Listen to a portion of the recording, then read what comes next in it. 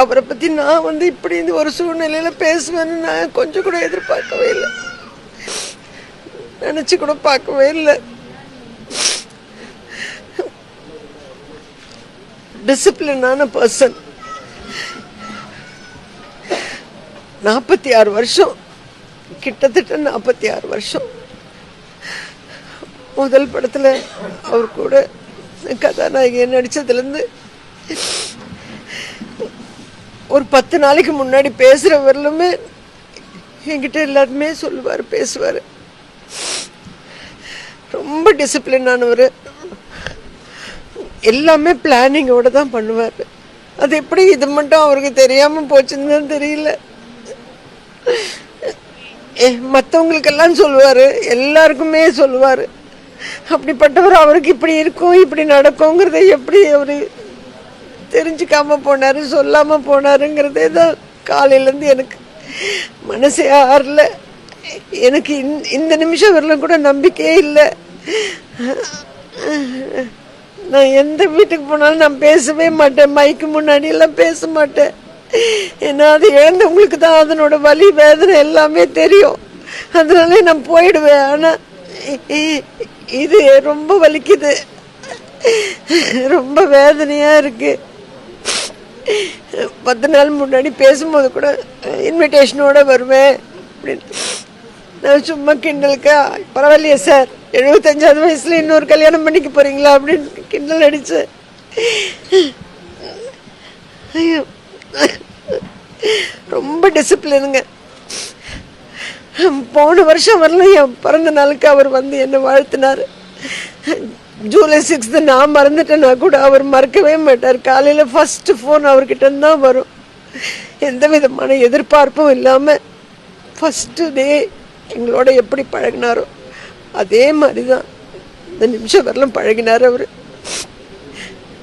நாங்கள் last month நாங்கள் 2 பேரும் சேர்ந்து ஒரு சித்தா ஹாஸ்பிட்டல் திறப்பு விழாவுக்காக திருச்சிக்கு போயிருந்தோம். அப்போ கூட நான் சொன்னேன், சார் ஞாபகம் இருக்கா திருச்சின்னாவே உங்களுக்கு என்ன சார் ஞாபகம் வரும் சொல்லுங்கள், உங்களுக்கு தான் எல்லாமே ஞாபகம் இருக்குமே சொல்லுங்கள். கன்னி பருவத்தில் இங்கே தான் சார் நம்ம நடித்தோம் அப்படின்னு சொன்னேன். எல்லாமே பக்காவாக பிளான் பண்ணுவாருங்க. ஒரு தண்ணி கூட ஒரு ஸ்பூன் தண்ணி கூட வெளியில் சாப்பிட மாட்டார். எல்லாமே ப்ரிப்பேர் பண்ணி எடுத்துகிட்டு வந்துடுவார். 10 நாள் ஷூட்டிங் இருக்குதுன்னா அதுக்கேற்ற மாதிரி ஒரு அவ்வளோ பர்ஃபெக்டாக எல்லாத்துலேயுமே டயட்லேருந்து நடவடிக்கை பாவனையிலேருந்து எல்லாத்துலேயுமே பர்ஃபெக்டாக பிளான் பண்ணி செஞ்ச மனுஷனுக்கு எப்படி எது புரியாமல் போச்சு, எப்படி இது தெரியாமல் போச்சுன்னு தான் தெரியல.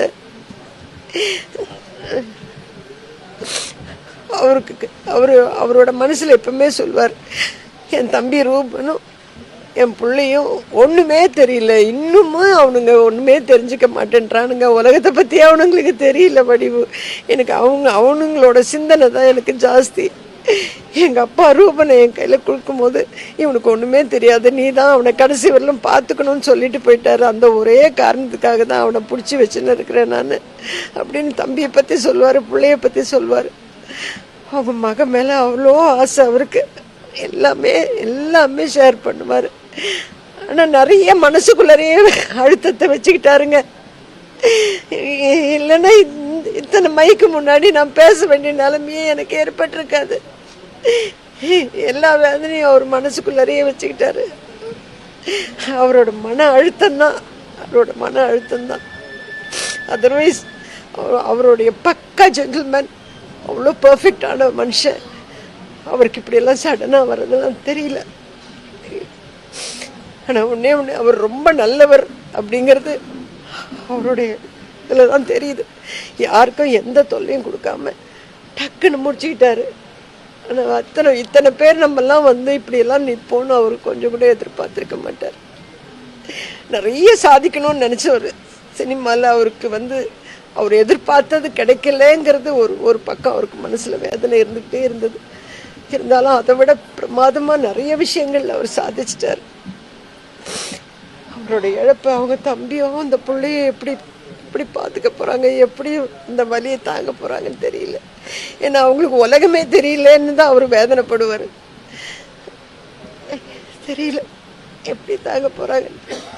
நம்பிக்கையே வரலைங்க, நம்பிக்கையே வரல. ஆகஸ்ட்லேயோ செப்டம்பர்லேயோ கல்யாணம் வச்சுருக்கேன் குழந்தைக்குன்னு சொன்னவருக்கு எப்படின்னு தெரியல. ஜூன்னா அதோ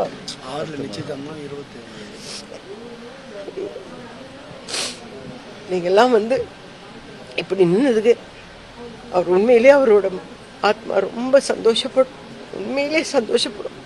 ரொம்ப நன்றிங்க. அவர் சார்பாக உங்கள் எல்லாருக்கிட்டையும் நான் நன்றி தெரிவிச்சுக்கிறேன். நன்றி.